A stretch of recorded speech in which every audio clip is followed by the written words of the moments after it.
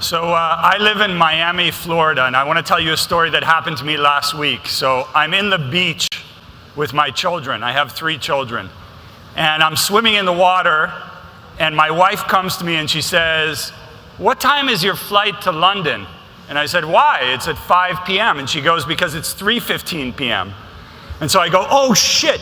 I jump out of the water, and I go and I put my clothes on, and I run out and I get into the car and I run to the airport. So I have a British Airways flight to London, which is leaving at 5 p.m. So I said, well, you know what? I really need a cup of coffee, right? Because I've been up with the kids and everything. So I go to buy a cup of coffee and I go, oh shit, I don't have my wallet. And it's 4:30 and my flight boards to London at 5 p.m. How am I going to go to Dublin, then back to London, then back to Miami with no credit cards, no cash? So I board the plane, and I'm sitting on the plane, and I call Citibank. And I say, hi, I'm sitting on the plane, I'm flying to Dublin, and I don't have cards, and I don't have cash. And the guy says, no problem, that's what we're here for. I can get it to you by Friday afternoon. Now I said, but it's Sunday today. What am I supposed to do till Friday afternoon? Friday afternoon, I'm going to be back in Miami. So what am I going to do? Meanwhile, they close the door of the plane, and we take off, and I make it to Dublin, Ireland. So I walk out of the airport in Dublin, Ireland. First of all, it's really fucking cold. It's not like Singapore, right? I mean, it's freezing, and it's like, it's last week, right? It's like 20 degrees Fahrenheit. So I step out and I say, okay, I'm standing out here, what do I have? I have my phone. So I pull out my phone and I order an Uber. Anybody here ever heard of Uber? Yeah, you guys know Uber? Oh, it looks like you've taken an Uber before? Maybe, I don't know. So I order an Uber, perfect. I get to the hotel. So I get to the Westin Hotel in Dublin. And I walk into the Westin Hotel and I tell the gentleman, hi, my name is Daniel. I have my passport and I have my phone, and I have no way of paying for this hotel stay. So he looks up in his computer screen and he says, absolutely no problem, Daniel. We have your card on file with us and we used it before, and I have great news for you. I've upgraded you to a suite. And I said, wow, that's unbelievably nice of you. And he gets me into the suite. I walk out of the suite and then I'm like, I am starving, right? So I go right outside the Westin and I walk into Starbucks. You guys ever heard of Starbucks? So I take out my phone and guess what? I have an application that works in Starbucks. So I got my cup of coffee, I got a muffin, which was disgusting, but I had it anyways because I was starving, and I managed to do my meetings and everything. Then I got on a plane and I went to London. Anybody here ever been to London? So I walk out of the airport and I need to take the Heathrow Express into downtown. So I take my phone out, and you know what? Good news. They have a terminal and I can use Apple Pay. So I use Apple Pay and I get into the downtown. Now this is where it gets really interesting. I walk into my hotel, which is the Nobu Hotel, very nice new Japanese hotel in the middle of London. I walk up to the counter and same story. I say, hello, my name is Daniel. I'm going to be staying at your hotel. I have absolutely no cards and no money with me. And you know what the gentleman says? He says, you know what? It's not a problem because I trust you. Seriously. He let me stay in the nicest hotel in London, which by the way was about 300 pounds a night. So those of you that are good at math, you can convert that into Singaporean dollars, because he said, you look like a nice guy and I trust you. So then I have the same problem. I walk out of the Nobu Hotel, I need to eat something. And I walk into Tesco. Wait, sorry, Tesco. Oh, well, we lost that slide. So I walked into Tesco and I got some fruit and I used Apple Pay.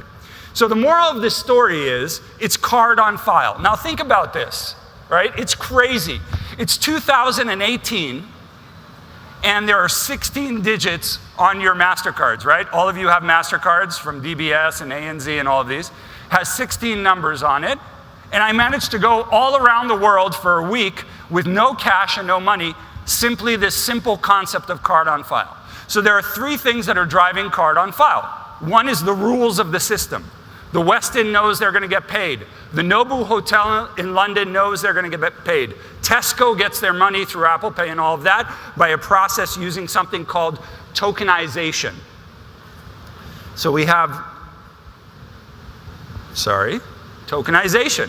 So what is it? We took the 16 digits and we applied something called advanced cryptography. It's actually called elliptical curve cryptology. I'm sure you've all heard of that, right? You in the back, I know you do a lot of elliptical curve cryptology, right?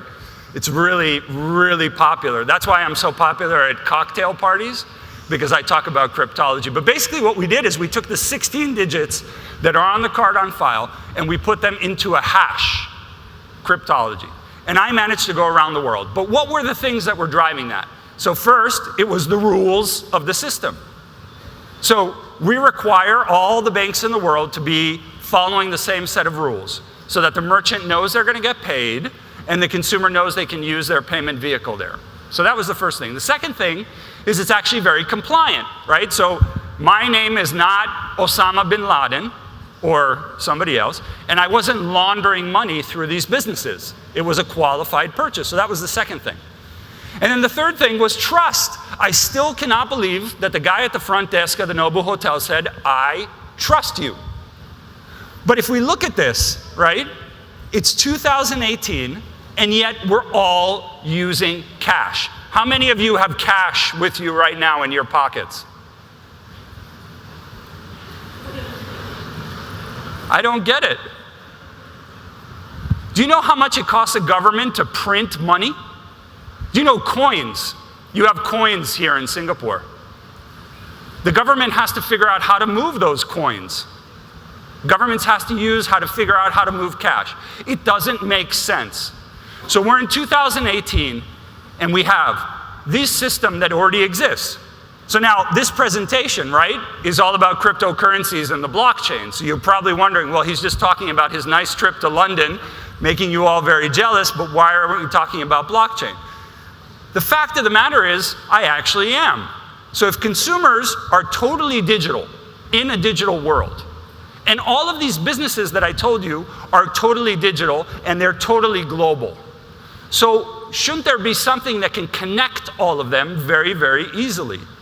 And the answer to that question is, in fact, there is. And that's the Mastercard and the Visa and all of these networks. So what we've done is we've built a blockchain. So if Mastercard is a closed blockchain, we've built an open blockchain, and we have APIs that allow you to connect into that. And so the question that I want you all to ponder here is what's missing in the cryptocurrencies of today.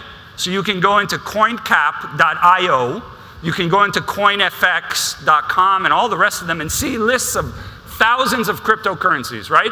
Every week we read headlines on billion-dollar ICOs, right? Initial coin offerings. The last one was Telegram for 1.7 billion. We have another one being announced this week, later this week, right?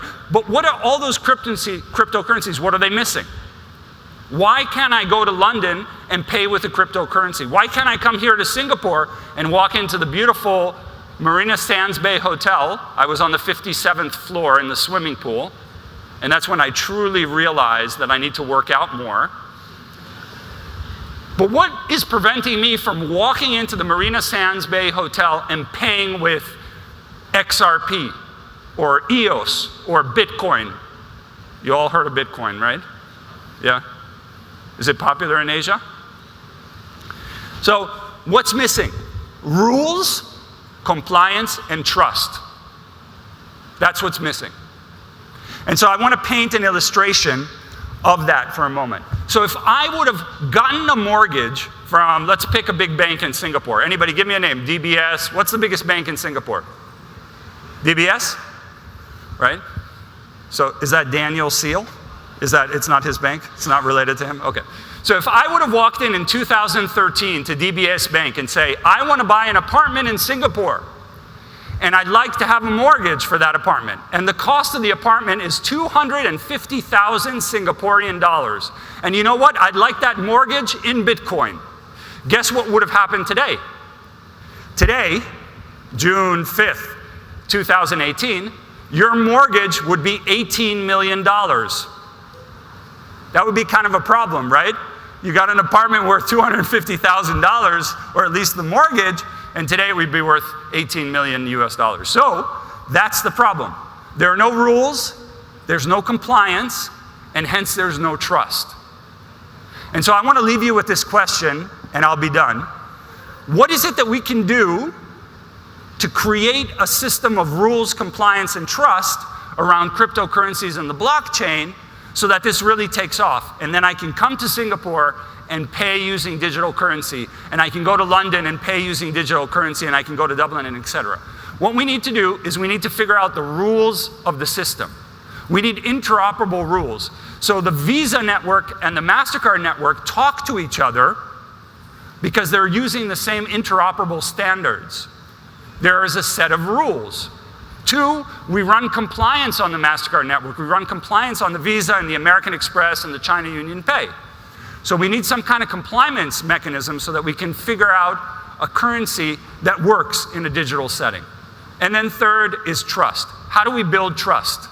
How do we ensure that it's not money laundering, that it's not used for terrorism and all these things? One way we can do that is we can peg it to the actual fiat currency, the real fiat currency that governments are using. So I leave you with this, and I hope the bright minds of Singapore that I've enjoyed meeting over the last 2 days can help us solve this. If we focus together on the rules, the compliance, and the trust, I believe that one day this is going to be the future of money. Thank you very much for your attention.